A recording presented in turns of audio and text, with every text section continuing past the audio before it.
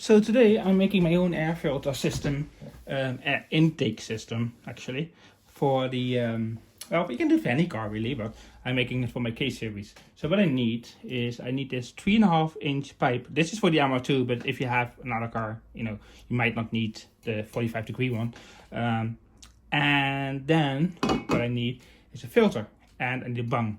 The reason why the bung is required for me is because original, for example, from the Honda, you would have a plastic one, which doesn't really work well.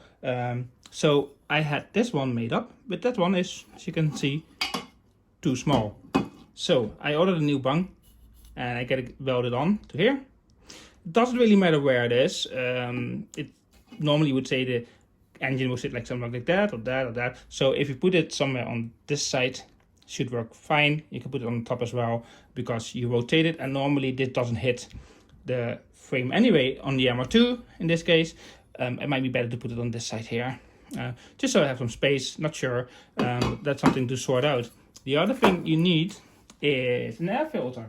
Well, if you buy an air filter, you can buy a few, and let me show you a few I have here. So this one, which is my old one for the turbo, it's a bit too big, so don't worry about that.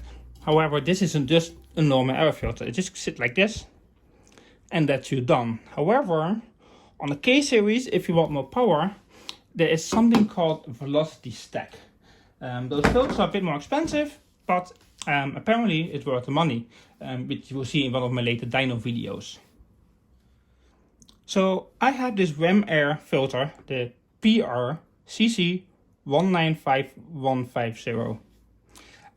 This one fits a 3.5-inch pipe, which is the one that's here in the background.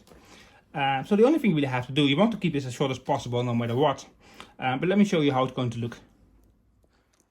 For example, here's the new filter, and here's the older one. So just to show you the difference between the velocity stack and a normal air filter. So basically what it does when the engine is taking air in, it basically increases the speed, and it does it this way. This area in the back is, as you can see, it's like 6 inch or so.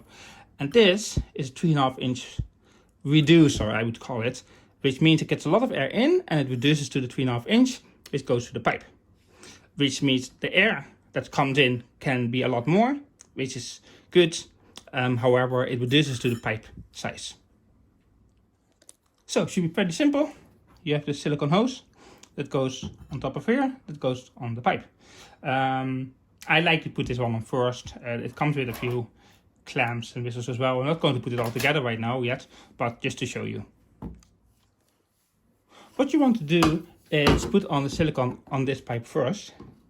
Just makes it a little bit easier because of the band or this part that's on the pipe, which makes it easier to put it on here first and then put it on the filter.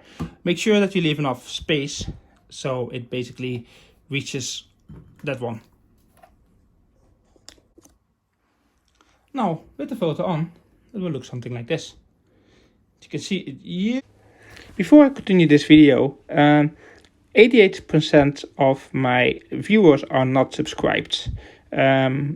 So if you like my content and want me to make more, it would really be helpful to subscribe to my channel. You don't even have to turn notifications on, but if I get more subscribers, it would really help. Thank you, and let's continue. Huge, but it should work. So no matter where you have to turn it, that way or that way, at 45 degrees, it should always work. The only thing you might need for your car, depends on the car, is you might need a silicone hose on this side. Depending on your throttle body, you might need a reducer or, just straight. I got a 3-inch throttle body, so I need a reducer from 3.5 to 3 inch. However, I can only test this on the car, so don't buy it in advance unless you know how much degrees you need. So what I'm going to do is put the engine, which I don't have yet, in the car, then think about where this is going to sit, and based on that I'm going to order the reducer, which will be from 3 inch to 3.5 inch, and that will get me a very nice intake air system. induction system, to be precise. So I hope you learned anything from this. Don't get me wrong, still not cheap, but if you don't want to buy something that's already out of the box and want to make something yourself, this is an easy way. And for any more tips and anything else, subscribe, like, and share my content, and see you next time.